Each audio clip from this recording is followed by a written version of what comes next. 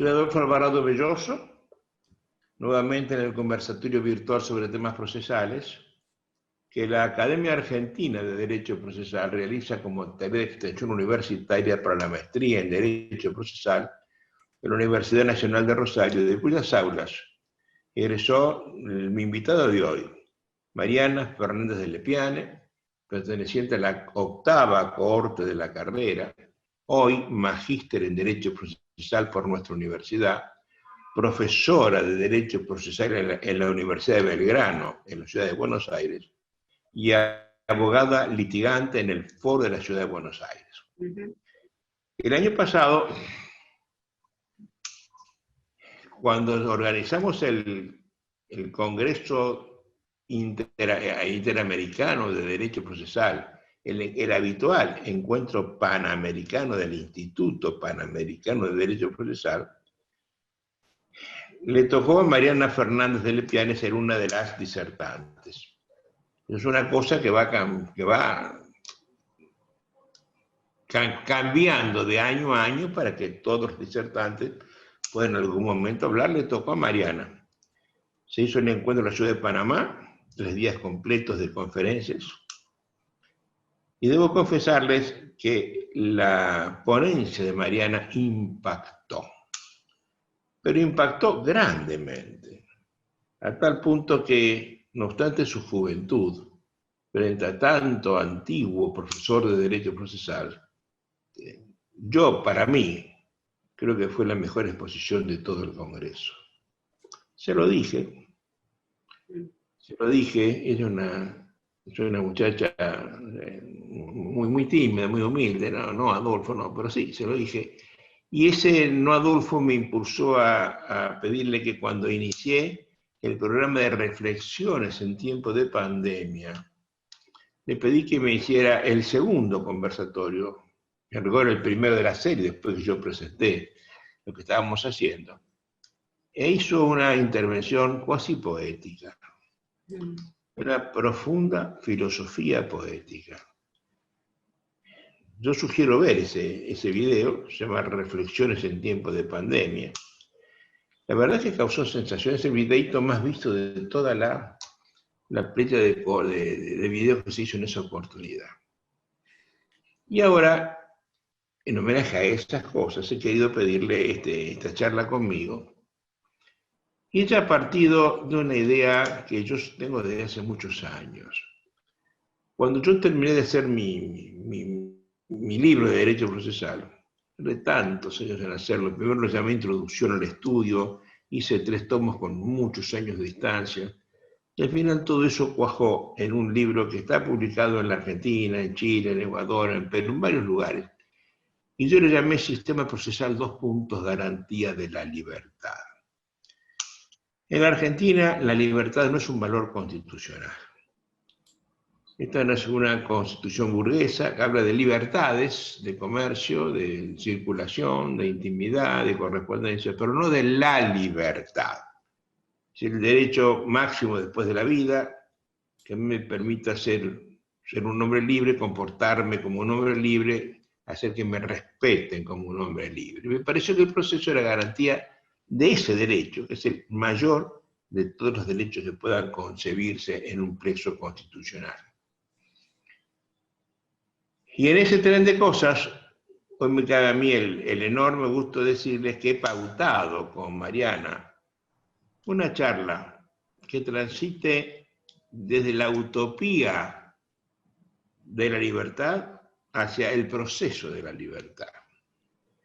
Ella tiene profundos conocimientos de antropología, de historia, y además es una buena procesalista. Conoce de política procesal, está escribiendo un libro importante mostrando al mundo en qué consiste esto de la política procesal que tan poca gente ve a partir de la adopción de ideas que son contrarias a las constitucionales. Y hemos puesto una charla que va a desgranar como todas las nuestras, no sé por qué carriles, ya eran ligeramente desorganizados, pero que en el caso de Mariana va a ser una filosofía poética, o si les gusta más una poesía filosófica. Marianita bien Bienvenida a este conversatorio. Este es un lugar de conversaciones. Ya viste cómo te presenté. Quiero que me hagas una historia de lo que vos pensás de esto. Tráeme desde donde te parezca hasta donde se te ocurra. Y yo iré interrumpiéndote cuando no entienda las cosas. Yo de filosofía y de poesía entiendo poco. Así que bienvenida y te escuchamos con toda atención. Muchas gracias, maestro Adolfo. Sabés que te quiero mucho. Gracias por todos tus halagos, tus piropos. Agradezco esta oportunidad de conversar, porque razonar también el razonamiento sale de la conversación. Así que, bueno, a mí me gustaría iniciar esta charla desde una perspectiva en este camino del proceso hacia la libertad por nuestras huellas ancestrales, que moldearon nuestros comportamientos en la humanidad. Es hacer un poco historia de la historia, porque en la evolución respondemos a un largo proceso de millones de años. Como dice Charles Darwin en El origen de las especies, somos entidades históricas, somos producto de una doble historia evolutiva, de una historia biológica, que es de largo plazo. Evolucionamos biológicamente en generación a través de la transmisión genética sin usar nuestra inteligencia, a la lenta velocidad de la selección natural que toma decenas de miles de años, millones de años, para que existan cambios significativos en nuestra morfología.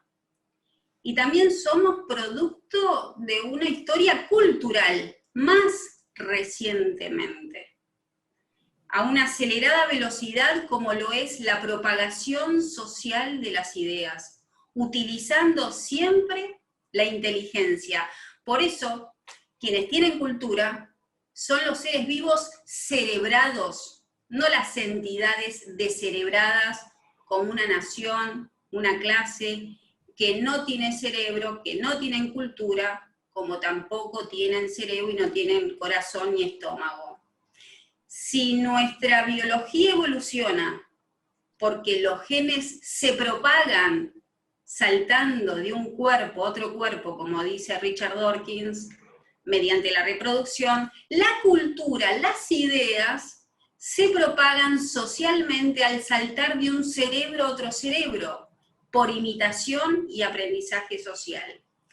Y esta evolución cultural es la marca de nuestro linaje, es la marca de nuestro linaje homínido, que nos diferenció de nuestros primos y hermanos incivilizados que quedaron en el olvido.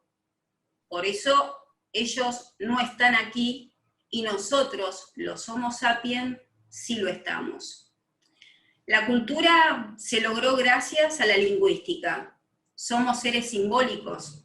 Fuimos la única especie que pudo abrir su mente, hacerla transparente, plasmando sus ideas, su mundo mental, para que puedan verlo los demás, y así comenzar la transmisión social de la información. El lenguaje nos permite simbolizar acerca de cosas, contar historias reales o irreales, actuales, pasadas o futuras. Hablar con los demás y con nosotros mismos. De hecho, hablamos más con nosotros mismos que con los demás, pero siempre simbólicamente. Es decir, refiriéndonos indirectamente a una realidad física, pero apuntando a una realidad mental pensada, imaginada, llena de significados y de sentidos. Los primeros testimonios de este mundo abstracto son las pinturas rupestres, que aparecen en las cuevas en Indonesia, en Francia, en Altamira, en España, y también en la Argentina, en la provincia de Santa Cruz. Allí hay expresiones simbólicas más antiguas de los pueblos sudamericanos. Esos símbolos, creados por la mente, nos independizó de la biología. Y desde entonces el hombre, el ser humano, vive una relación dual. Vivimos en una realidad objetiva de la naturaleza, la montaña, los ríos, los bosques, del mundo físico natural, y una realidad mental, imaginada, creada por la mente humana, de representaciones mentales, de abstracciones, llena de símbolos, unidos por narraciones, historias, mitos.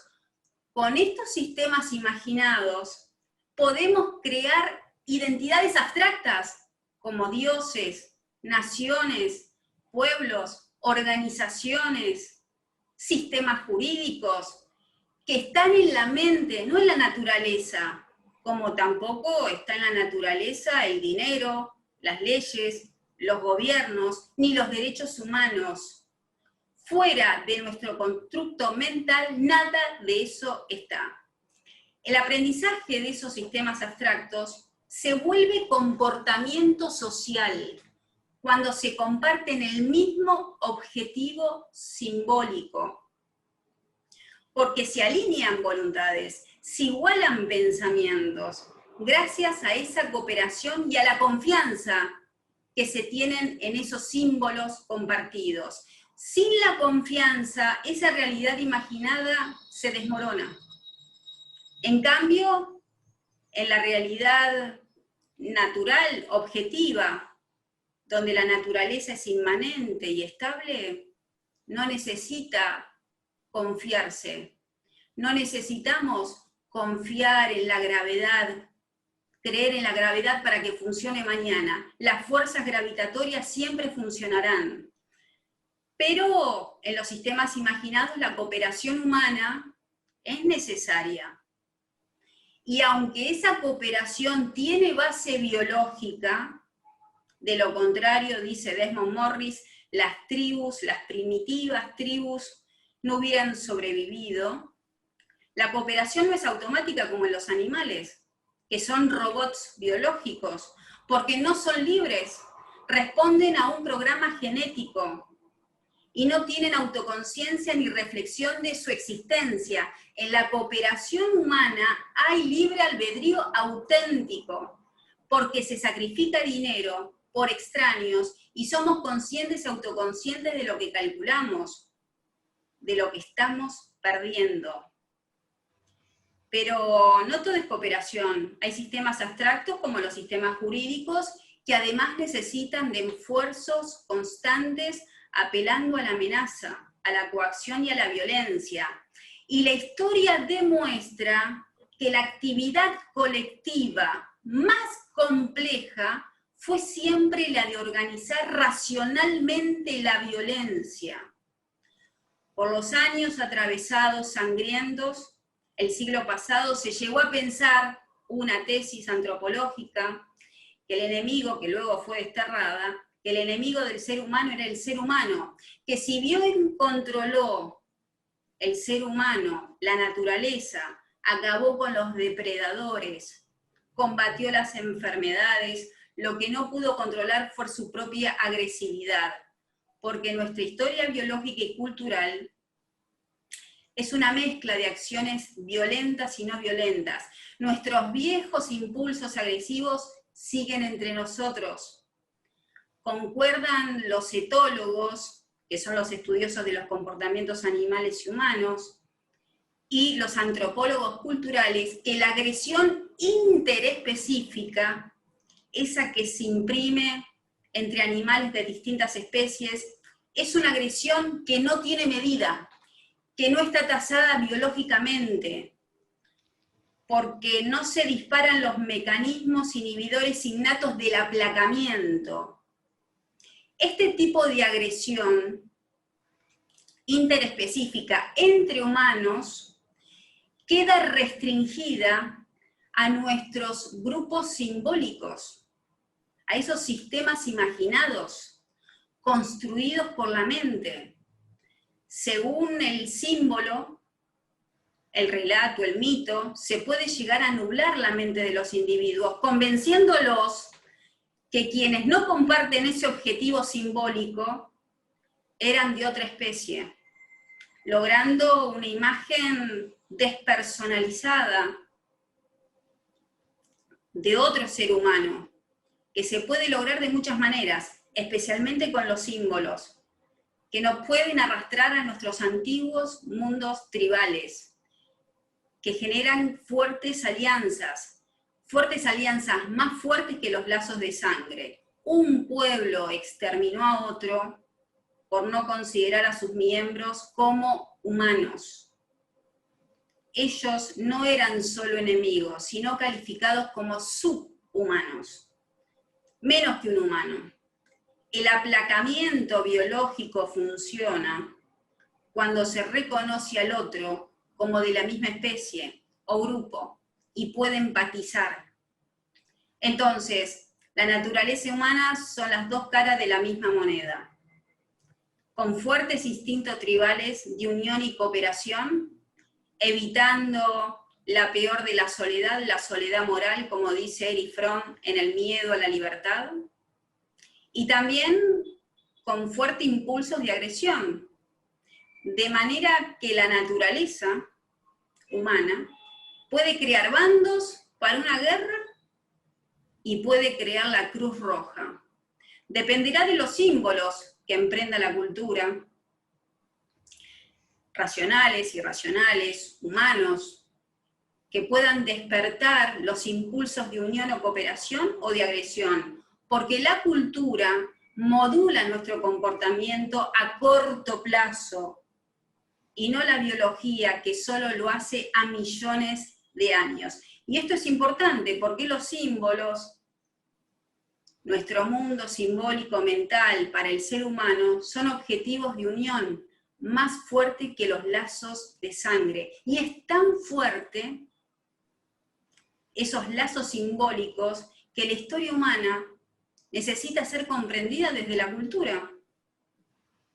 El Imperio Romano, la Revolución Francesa, la Inquisición. No es suficiente entender la biología de los emperadores, de Constantino, de Carlomagno, de Robespierre, sino hay que comprender cuáles fueron sus ideas, sus formas de pensamiento, sus símbolos, sus creencias, que es lo que se tradujo en un comportamiento social. Ahora, cuando el símbolo para resolver los conflictos son místicos o tribales, la respuesta institucional será igual, más irracional. Yo quiero ir un poquito para atrás. ¿En qué momento la agresión tribal cede ante la sumisión de una autoridad? ¿Cómo, Adolfo? En algún momento de la historia, la agresión de la comunidad, de los individuos contra los individuos, cede por sumisión a una autoridad. ¿Cómo se establece esa relación de autoridad de gobernante a gobernado? ¿En qué momento? ¿Cómo nació eso? O sea, si lo hablamos desde la prehistoria, lo hablamos desde la época tribal de cazadores y reproductores. Ahora, si hablamos de gobernantes fuera de la prehistoria, ya en la historia, donde aparece la escritura y la evolución, donde ya la tribu se hizo ciudad y luego se hizo estado, es cuando empezó a racionalizarse las ideas, cuando las ideas dejaron de ser míticas. O sea, la sumisión a la autoridad, en primer lugar, es nuestro nivel de jerarquía que viene de nuestros ancestros. Es más, tenemos una sociedad jerarquizada. La democracia implica jerarquización, pero una jerarquía con un poder de un uso racional. La razón es la medida universal, la medida y la herramienta universal que todo humano puede entender. Incluso, a partir de la razón, nos permite independizarnos mucho más de la autoridad. Ese pensamiento mágico del cual vos me estás hablando, que viene de la remota antigüedad, llega hasta la modernidad. La modernidad lo supera, le pasa por encima, ¿Fue una evolución, una involución? ¿Cuál es la pregunta, Adolfo? Te pregunto cómo se superó ese pensamiento mágico del cual me estás hablando en el paso desde la antigüedad a la modernidad. Bueno, la evolución en la sociedad fue cuando el humano asumió su ignorancia. La actitud socrática del solo sé que no sé. Esos sistemas simbólicos que hablábamos, se produjeron distintos patrones de comportamiento. Cuando eran sostenidos por ideas míticas, la conducta social era de sumisión y obediencia a la autoridad. El pegamento mítico de la fe fue la cultura, dominante desde la prehistoria hasta la era medieval, porque eran esas historias y ficciones y leyendas que protegían a la tribu y a la sociedad. Desde que existen testimonios históricos y arqueológicos, la humanidad estuvo sumida en un pensamiento mágico, donde la vida transcurría en un círculo encantado, de una actitud mágica, de sociedades cerradas y tribales y primitivas, como dice Karl Popper en La sociedad abierta y sus enemigos. La creencia a lo sobrenatural aparece en todas las culturas humanas, como si el hombre, el ser humano, tuvo miedo a la ignorancia, a la oscuridad, el escuchar un ruido, un trueno, un rayo, y no saber qué es, por qué es, se vio forzado a completar ese vacío, cuando no tenía explicaciones racionales, como ocurrió en la antigüedad predominantemente, las hizo con pseudo explicaciones, con mitos y creencias y ficciones. Esto revela que al ser humano no le angustiaba la ignorancia, sino la ausencia absoluta de explicaciones. Y por eso, por los millones de años, la humanidad prefirió una historia inventada a simplemente no tener ninguna explicación y tener que asumir su propia ignorancia. Las primeras manifestaciones míticas llaman los antropólogos el animismo, que detrás de los fenómenos naturales, de ese rayo, había un agente intencional, era un ser invisible con alma que le daba un papel causal. Esos seres espirituales evolucionarán luego con el tiempo como religiones. En el medioevo, la creencia de un Dios a través de la fe y de la sumisión a la autoridad de Dios le daba identidad a los seres humanos y la certidumbre de ser salvado después de la muerte y no tener que soportar la duda existencial. Y fue el modo que se conocía sobre la naturaleza y el universo, bajo el dominio de la autoridad de los grandes dioses y sabios, quienes poseían la verdad revelada en las escrituras, en las tradiciones. Esto fue una fase tormentosa también que marcó en la sociedad medieval y que desgarró a la humanidad producto del fanatismo y de la superstición, porque esos símbolos, ideas, se volvieron fanáticos. La Inquisición como institución inventada por la mente humana para salvar almas humanas, terminó con miles de vidas durante siglos, con sufrimientos y pérdidas humanas por no cumplir la honrosa palabra de Dios. Fue como un lento y complejo proceso evolutivo cultural de las ideas. El saber dejó de ser pasivo y mágico, supersticioso, y apareció finalmente el espíritu crítico del ser humano, que aceptó la ignorancia y empezó a partir de ella a someter al conocimiento las verdades reveladas a través de la razón. Nace el conocimiento científico con explicaciones causales, evidenciales, cómo sucedían las fuerzas de la naturaleza, las enfermedades, que no eran castigos arbitrarios de los dioses ni tradiciones.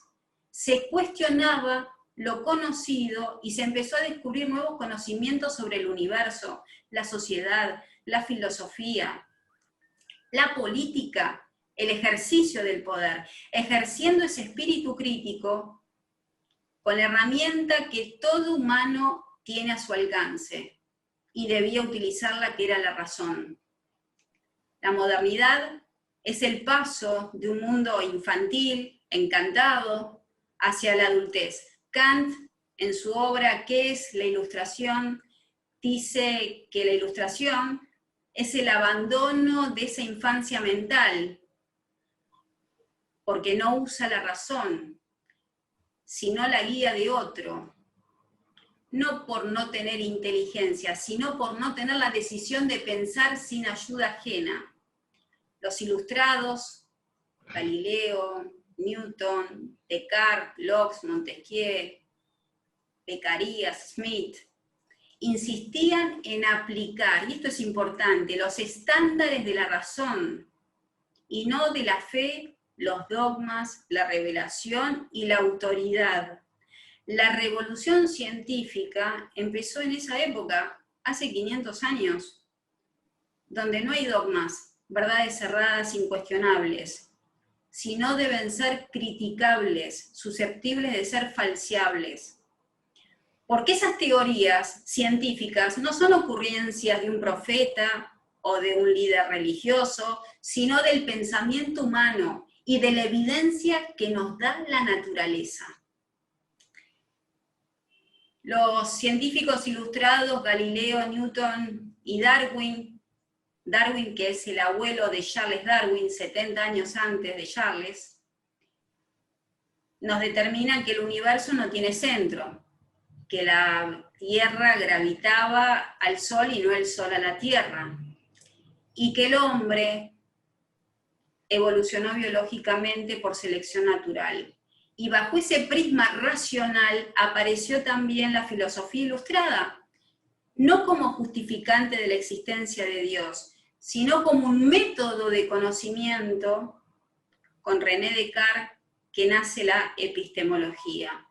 Y esto tiene tanta influencia en el proceso judicial, en los diseños de los sistemas judiciales modernos, como métodos para determinar la veracidad de los hechos. Y los ilustrados en la política, o sea, la ilustración abarca la ciencia, las ciencias naturales, la filosofía y la política, que no tiene desperdicio, Locke y Montesquieu, una genialidad, porque ya tenían una visión antropológica y humanista de la política. Pensaban que para organizar la sociedad debía salirse de la naturalidad, de esa historia biológica que hablábamos, que nos da la naturalidad de la espontaneidad, porque estaba inducida por esa biología y que nos conducía en la política a la dominación y a la concentración del poder en un solo hombre. Debía comprenderse primero, dice Montesquieu, en 1750, esto lo dice él, había que comprender primero la naturaleza humana, lo dice en las cartas persas y en el espíritu de las leyes, sus dos grandes obras, en mi consideración. Que los seres humanos son libres, iguales pero inciertos, dominados por la razón y por las miles de pasiones que los llevan a quebrar las leyes y hasta cambiar las leyes que él mismo establece. Hay un afán expansivo del poder que tiende al abuso y a la concentración. El ser humano en el Eso es en toda la historia, ¿no? Eso es en toda la historia, ¿no? Tiene la avidez de querer más poder y que los límites no es la sociedad, sino las leyes. Tienen que haber mecanismos que le pongan límites al poder. Además, el afán por el poder, también hay un deseo oscuro de sumisión al poder. Así como los seres humanos deseamos la libertad, hay un oscuro deseo al reposo, al sometimiento y a la pereza. Lo dijo Montesquieu. y eso forma un círculo destructivo, una dialéctica de amo y esclavo que los estados totalitarios saben explotar. Y con el Oye, peligro Marianita, real. a ver, en ese contexto histórico, ¿en qué momento crees vos que aparece el proceso como método de pacificación de los pueblos? Como método, bueno, Para cuando introduce, pacificar al pueblo, ¿no? como método para Como método pacificar. de...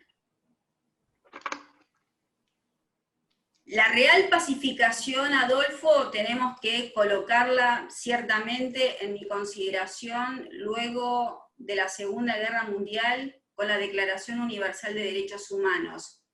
La paz en sí misma como valor, y en mi consideración la paz democrática, tiene trascendencia ya en la segunda mitad del siglo pasado y no antes. Antes no se celebraba la paz, se celebraba lo bélico. Bajo esas estructuras, bajo ese pensamiento político que se derrama en los sistemas procesales, la paz no era un objetivo necesario simbólico, sino la verdad y justicia para dar poder a la autoridad.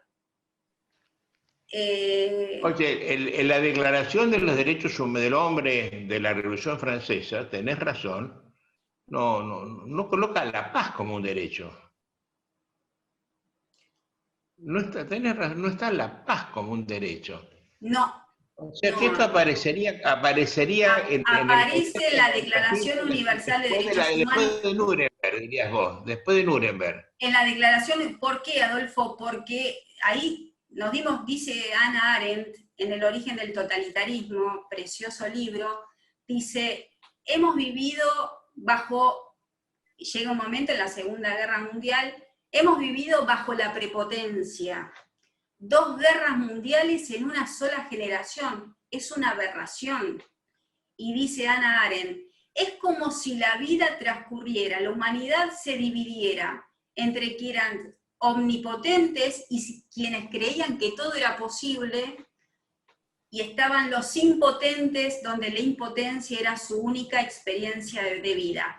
Henry, por eso es muy importante, Adolfo, que los procesos, esos procesos utópicos de verdad y justicia que se alzan de las grandes palabras, no ponen a la paz. Y en todo caso la paz está relegada. Y en todo caso la paz la tendríamos que redefinir, porque hay varios tipos. Esto me surgió porque así como hay distintos tipos de libertades antiguas y modernas, también hay distintos modos de mirar la paz en nuestro contexto social y político que condiciona y se derrama en los sistemas procesales.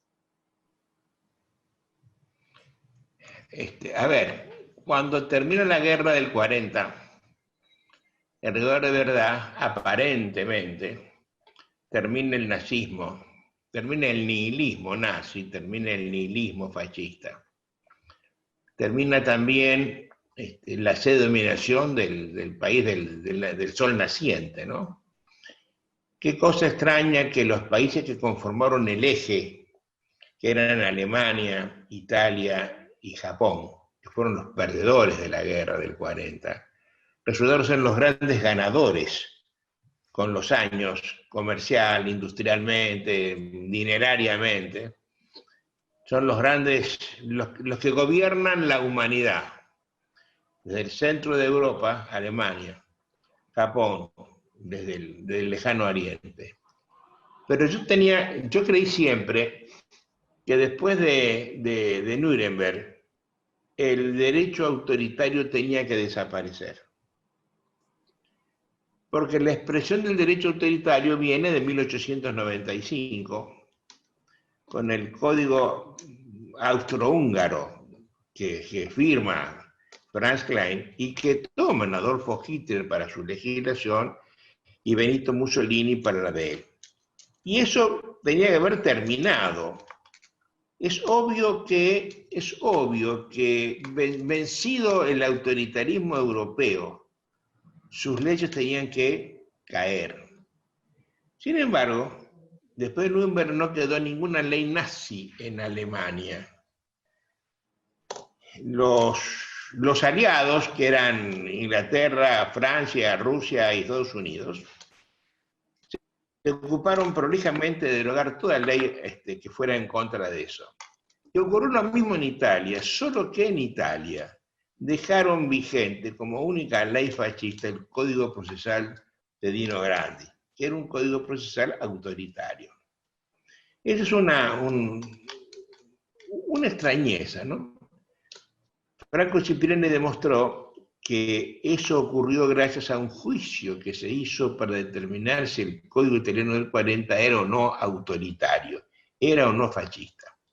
Y a la sazón está probado por documentos indubitables que tuvo ante su vista Franco Cipriani, que están todos en el EUR, cerca de Roma, que hubo un juicio ante los jueces americanos en Roma, Ciudad Abierta, y Carneluti, que era asesor del presidente del Colegio de Abogados de Italia, de Roma concretamente, juró como testigo de que el código fascista no era fascista, sino que era un código liberal. Cosa extraña, ¿no es cierto?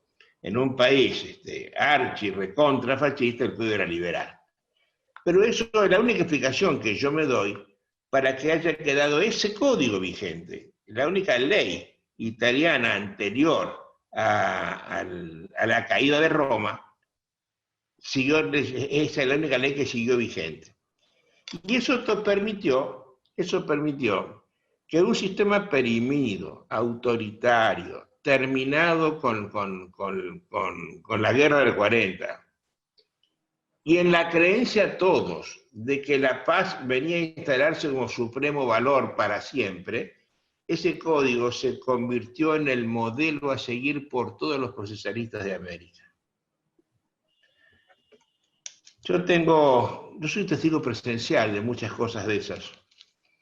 Y creo que quien concurrió mucho para eso fue Mauro Cappelletti, que era un profesor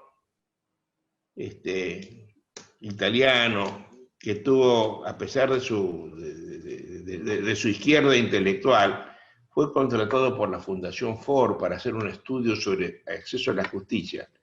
Ese señor vino a la Argentina hace muchos años, en la década del 70, y deslumbró en La Plata, e hizo que los procesalistas argentinos se pusieron a trabajar en el acceso a la justicia. Si vos bien lo mirás, los trabajos de los profesores platenses, todos tienden a eso. No son de técnica procesal, no hablan de acumulación de autos, de requisitos, no, hablan de cómo se accede a la justicia. No fue el pensamiento mágico de este señor. Y lo hemos comprado. Vos, yo, nosotros somos moscas blancas en este pensamiento procesal, porque hemos descubierto que hay un pensamiento autoritario que es incompatible con la lógica de la Constitución. Entonces yo te pregunto a vos, yo estoy seguro que esto pasó así, vos has dado en la tecla, ¿no? Y lo has dicho bien, cosa que nadie ha dicho, lo pongo de resalto.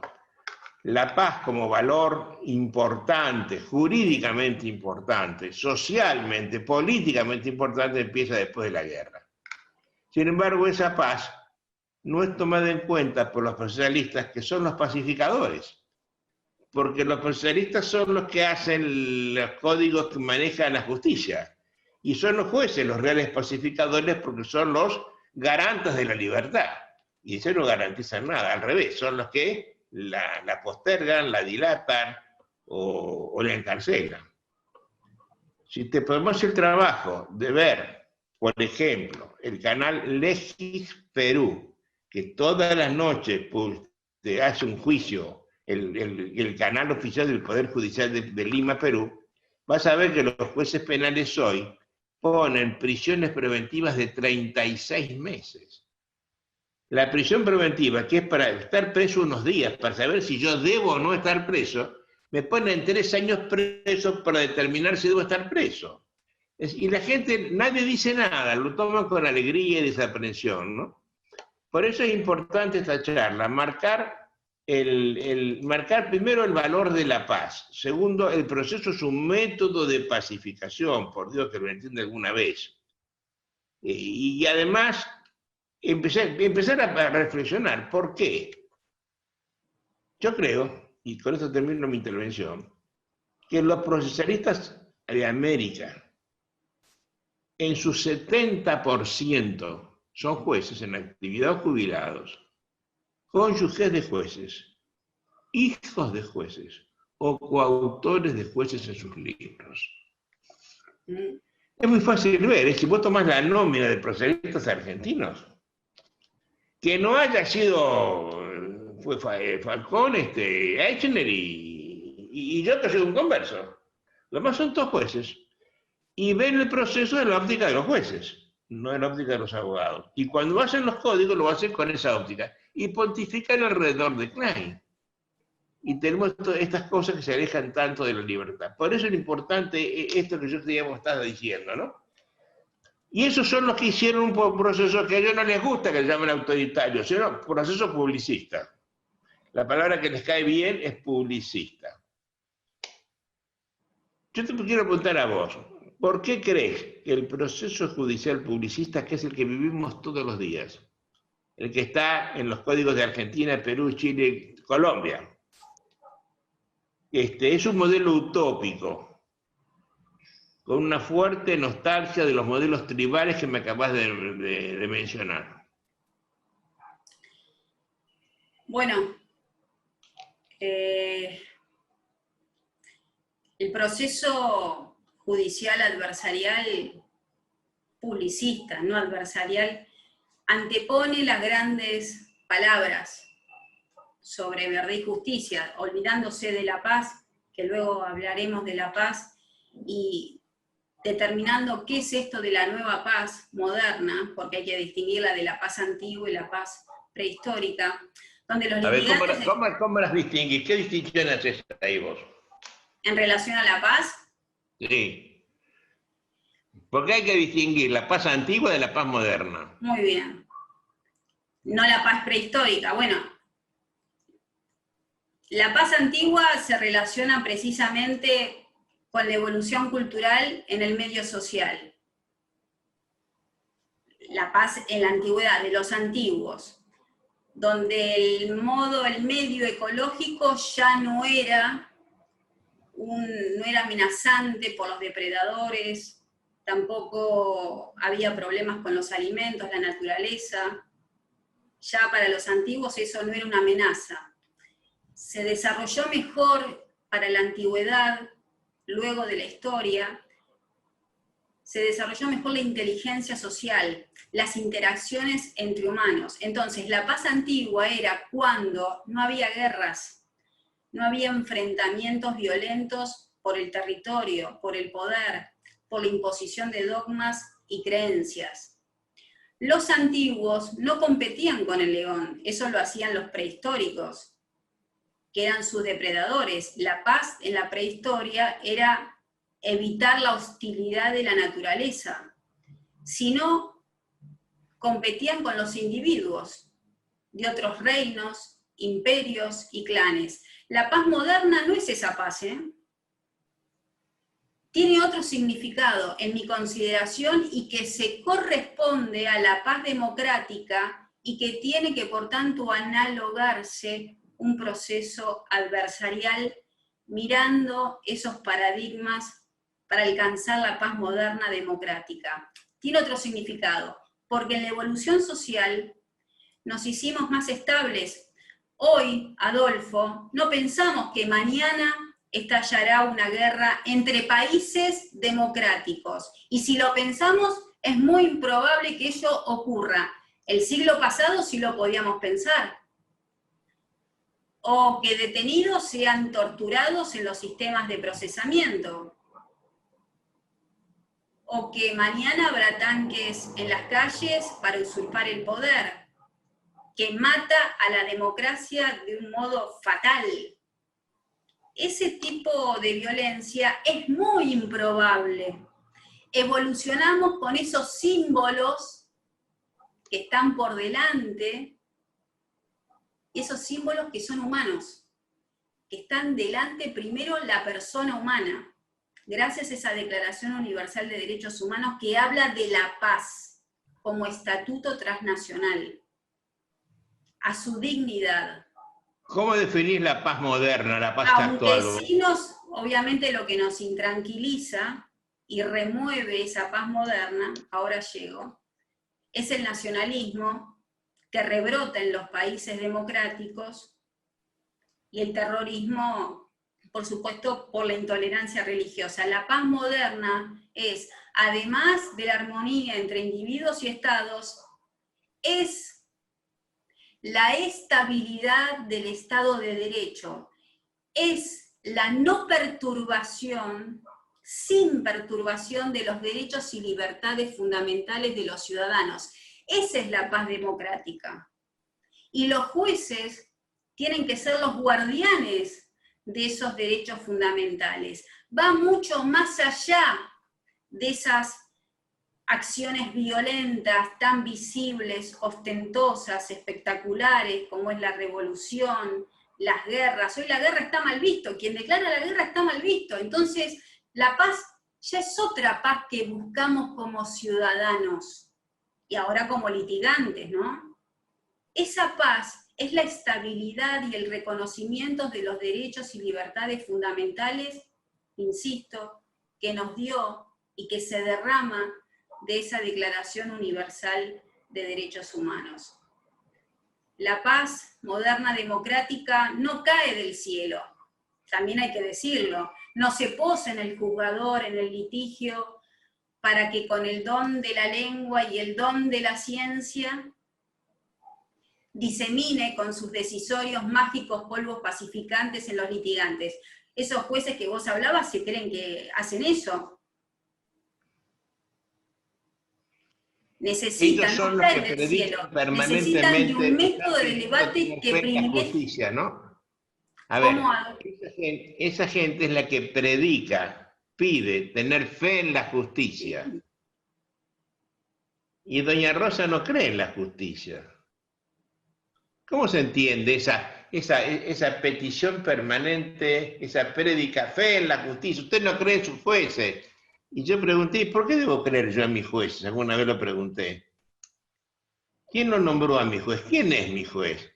¿Entra por concurso de qué? ¿Cómo se concursa la moral, la decencia espiritual, la decencia de bolsillo? ¿Qué concursos a la virulí estamos teniendo en la Argentina, particularmente en América Latina, ¿no? Usted no cree en sus jueces, a cada rato le dicen, no, estos procesalistas piden fe en los jueces. ¿Los has oído eso, no es cierto? Y eso pervive porque es una tentación tribal también, que el proceso publicista explota, porque se basa en un modelo, ese modelo utópico de las grandes palabras y sueños. En nombre de la verdad y justicia, se le aumenta, se le incrementa y se le concentran los poderes a los jueces, al juzgador, para tener, porque la idea es final, es tener un proceso perfecto, casi encantado, como si el juzgador fuese un auxiliador mágico. La palabra justicia, dice Karl Popper en La libertad y sus enemigos, simboliza tanto para nosotros, es de tanta importancia que muchos están dispuestos a padecer sacrificios con tal de alcanzarla.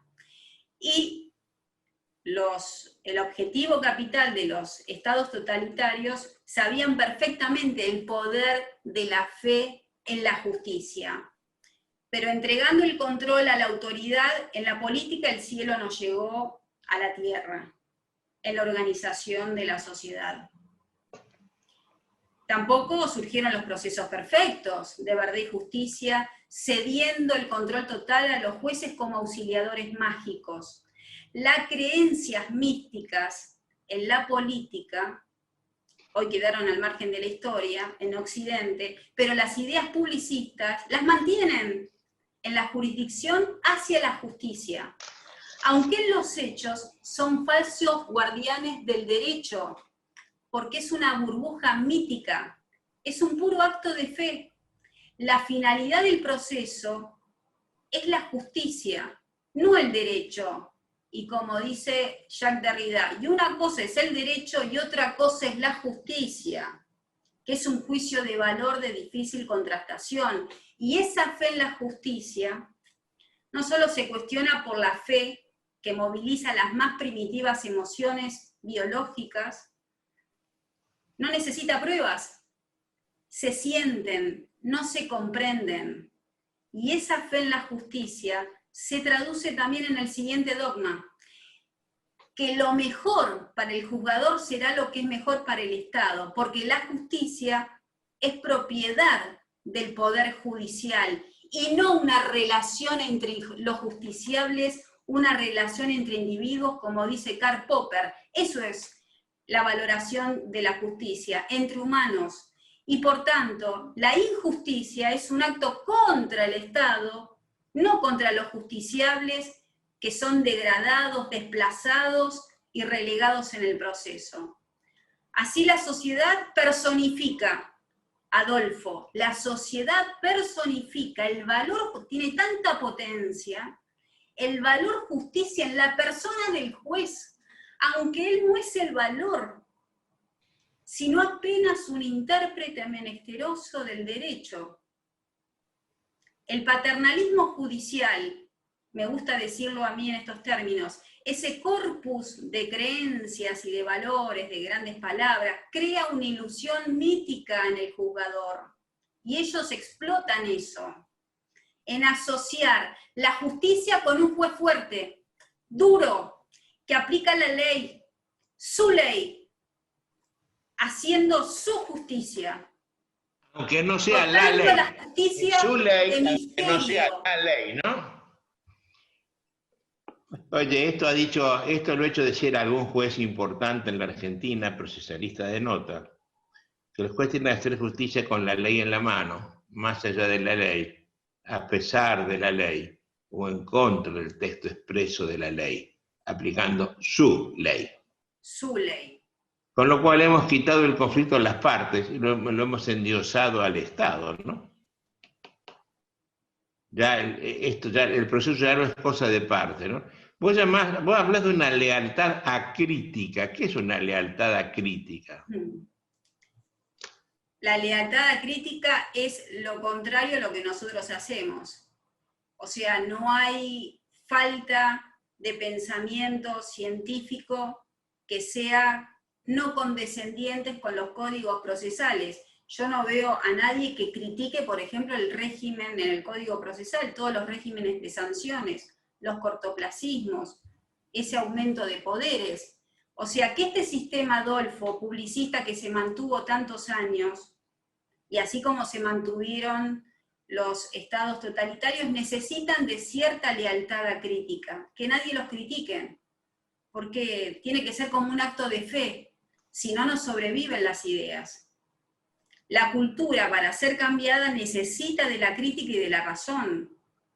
No se comprende por qué a los justiciables esas cantidades de caducidades, de cortoplacismos, en el régimen de apelaciones, de recursos, está lleno de sanciones. Sanciones. Y de trampas para las partes. Y de trampas. Es un laberinto.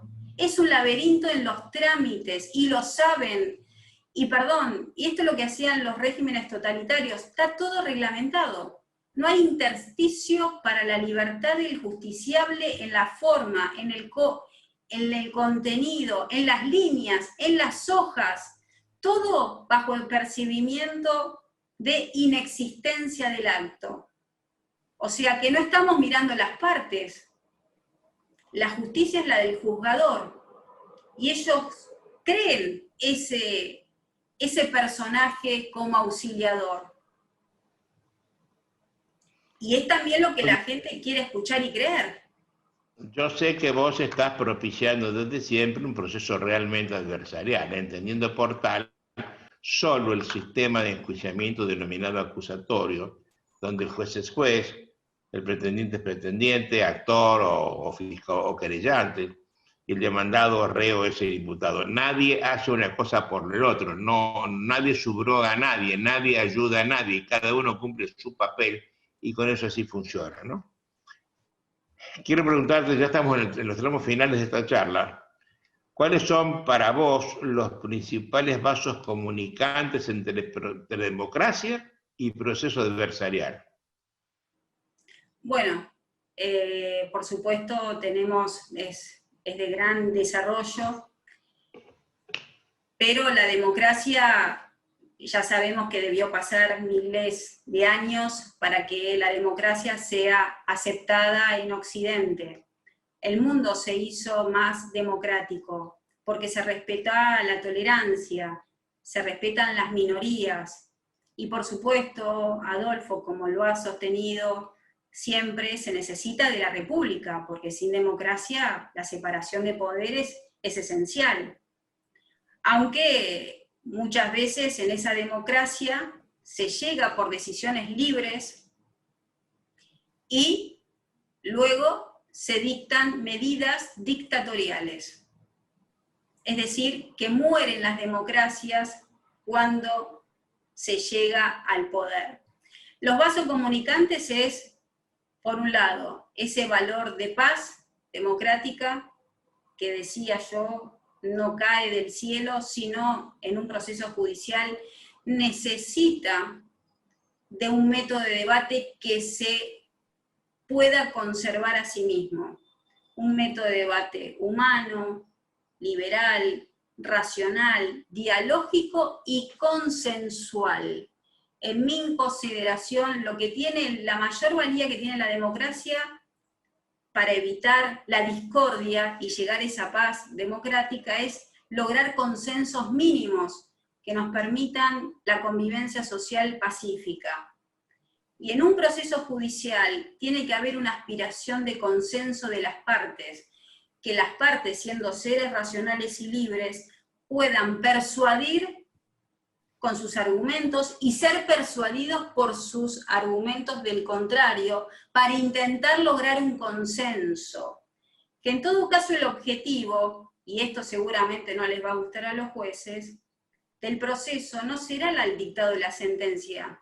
Como abogada litigante expreso lo siguiente: en mi consideración, un proceso que finiquite con una sentencia es un fracaso. El proceso tiene que aspirar al consenso, como pasa en la política con la democracia, no con la medida de un tercero que te lo compone. Por supuesto, es la última ratio, por supuesto que sí. El justiciable, el ciudadano, tiene derecho al dictado de una sentencia.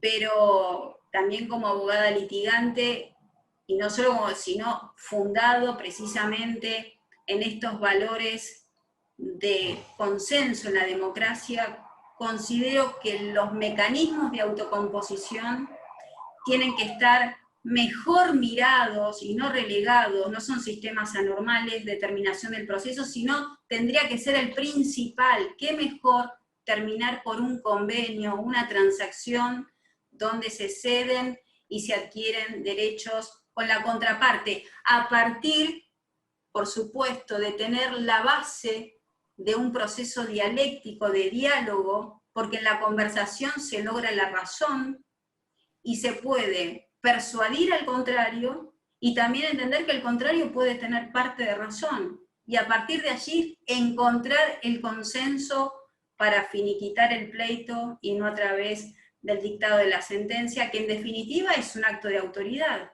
que es un acto de fuerza, y de fuerza al fin. ¿Vos abogarías por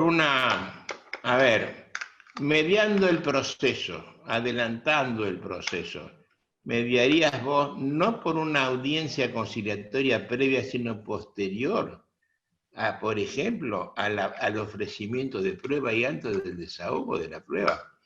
Te hago esta pregunta porque en mi experiencia judicial de muchos años, A ver.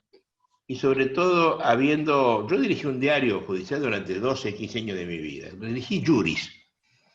Y en Juris habré publicado unas 10.000 sentencias, de las cuales la mitad me tocó hacer el abstract, el sumario, para explicar de qué se trata. Y aprendí, leyendo demanda y contestación, nada más que está allí, que en un porcentaje superior a la mitad de los pleitos, el juez sabe quién gana con leer demanda y contestación, punto. No entra la prueba. Wow. Wow. Por los planteos que se hacen, a ver, las negativas que se hacen en la contestación son negativas para provocar una prueba. A ver, si yo lo que no está firmado no está en el mundo, lo que no está negado no está en el litigio. Entonces yo digo que vos me debés y vos nada decís, pues me debés. Entonces, en la interpretación armónica de demanda y contestación, más allá de que la gente empieza a cortar y pegar cosas que no tienen que ver, en el juego de las negativas hay muchas veces reconocimientos expresos o implícitos. Si el juez viene leyendo y ya sabes quién va a ganar. Mira, yo sé que si se da la prueba que yo espero, ya lo tiene ganado el actor. Entonces yo como juez voy a buscar la prueba que ya sé que tiene que estar. Que el encuentro ganó y si no el encuentro perdió. Pero en el ánimo del juzgador, ya la convicción existe, empieza a existir. Igual pasa entre los abogados. Cuando un abogado actor, que en la mayoría de los casos tienen la razón, nadie se larga un peligrosísimo safari sin tener razón, y habiendo estudiado en el caso. Cuando le conoce la demanda, ya sabe si gana o pierde el pleito, pero también sabe el demandado. Cuando está contestando, y máximo en estos regímenes que hace que la prueba se ofrezca con los escritos constitutivos del proceso, si se da la prueba, sabe que pierde el pleito. ¿Por qué no van a una conciliación? Yo me hice esa pregunta 1000 veces, pues es la forma de descomprimir esto, lo que vos estás postulando. ¿Y sabés por qué no lo hacen? Porque no ganan el mismo honorario el abogado si tranza contra la contestación que si tranza contra, si va a la sentencia. Gran parte de este problema se soluciona con una regulación de honorarios adecuada. Hija, mira, si yo transo el pleito, tengo el 80% del valor de la regulación en la escala de mi provincia, no el 100%. Cierto eso. Si lo transo con la contestación de la demanda, y tengo el 50%. Entonces, ¿qué hay? Acá se hizo en la Bolsa de Comercio de Rosario, se hizo un tribunal arbitral hace muchos años. Yo le hice el reglamento. Yo quería un tribunal arbitral al estilo de Buenos Aires, con un juez permanente. Ahí estaba Lino Enrique Palaz, estuvo Boyano antes, había grandes juristas como juez. Acá hicieron una playa de personas y vos tenés que elegir. Pero cuando le preguntan la regulación, el honorario máximo eran 25.000 de una moneda, no importa cuál, eran 25.000, suponte dólares, pesos dólares. Si yo veo un pleito donde tengo un honorario de 40.000 dólares y no de 25, yo digo, vamos al pleito, no voy al arbitraje. Asumiendo el riesgo procesal, ¿no? O sea, pero en el arbitraje lo tengo siempre el riesgo. No, sí. También lo tengo el riesgo en el arbitraje. Sobre todo porque los jueces del arbitraje no son procesalistas, son comercialistas en general y de procesal no entienden nada. Y se ponen en papel de jueces oficiales. Y no de jueces en mangas de camisa como pontificaba Briceño cuando enseñaba arbitraje. Es decir, vos te has pensado, por ejemplo, que el enorme índice de incidentes que hay en la Argentina es porque hay costas. Porque hay costas. Vos sos una litigante temible, vos dejás pasar una contestación, un escrito sin las copias, vos dejás pasar, no dejás pasar. Porque cuando dijiste la petición, el otro dio lugar a la reclamación y vos ganás costas. Y en la caja del día, hoy hiciste el jamón crudo o el melón, no sé, pero con ese incidentito, te ganaste el día. El día que todo desaparezcan los incidentes, dice. Habría que tener, me parece a mí, una mejor regulación. A la postre, en la sentencia se llega a sentencia. Pero nadie lo entiende esto, ¿no? Los que quieren hacer la ley, como son jueces y no abogados, activistas que están viendo la verdad y la justicia, como estaba diciendo, en homenaje a Klein, como no saben litigar, como no son abogados, no ven los problemas que pueden solucionar de la abogacía. Oye, me gustó mucho y toda la además, idea. Adolfo, la educación, porque la educación, digo, en el grado, se lo forma, no digo por supuesto en tu maestría, Adolfo, que nos abrís la cabeza, ¿no? Pero la formación es ese proceso rígido para el dictado de una sentencia. No se los forma a los estudiantes de grados para promover esos consensos, esas transacciones, que el mejor modo es la negociación del litigio viendo los argumentos. ¿Quién gana, quién pierde? Las partes, así como vos decís, de los jueces ya lo sabe con la demanda y la contestación, las partes lo saben también allí, y con la prueba rendida en la etapa de confirmación. O sea, y es cierto que hay una especulación económica de honorarios de parte del abogado que antepone los intereses de su cliente. Para nosotros eso es hiperfrecuente, se soluciona con el 20%, ¿no? Nosotros con la venia de nuestro cliente, por supuesto. Oiga, nena, le dejo nena Marianita. No, yo siempre digo nena a quienes pueden ser mis hijas. Oye, Sí. te doy un minuto para que des un pensamiento final que te cierre toda tu idea. Bueno, mi consideración es... Puede ser 2 minutos, ¿eh? Pueden ser 2 minutos, 3. El camino de ese proceso de la utopía a la libertad, estoy hablando, hago una revisión de cuáles son nuestras huellas ancestrales, biológicas, culturales, cómo fue evolucionando y cómo llegamos aquí al mundo, al tercer milenio que es hoy. Estamos en el tercer milenio, nos tenemos que resignificar qué es esto de la paz y cuál es el objetivo, la meta final, la causa final del proceso judicial. Y para que esa causa, esa razón final sea la paz democrática, porque el mundo se hizo más democrático, más pacífico gracias a la forma imperfecta de la democracia, es que nos tenemos que plantear que el modo de procesar es poniendo adelante los derechos de los justiciables, el diálogo que sea dialéctico, los consensos y la libertad de los justiciables. ¿Por qué partiste de la utopía, Mariana, vos? Porque en mi consideración, porque todos los sistemas procesales, Adolfo, fueron utópicos. Todos fueron utópicos. Ya si vamos al derecho helénico, al derecho germánico, donde estaban las sordalías, los juicios de Dios, ya había una creencia mítica.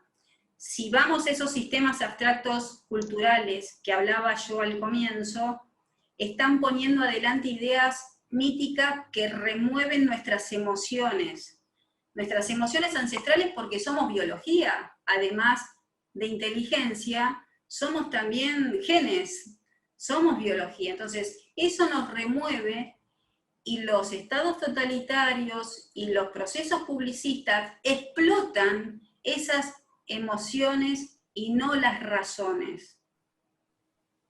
Entonces, en esos derechos, el derecho helénico, germánico, en la Inquisición, en el Imperio Romano, eran utopías que se proponían, de procesos perfectos para llegar al juicio, a la inocencia o la condenación divina.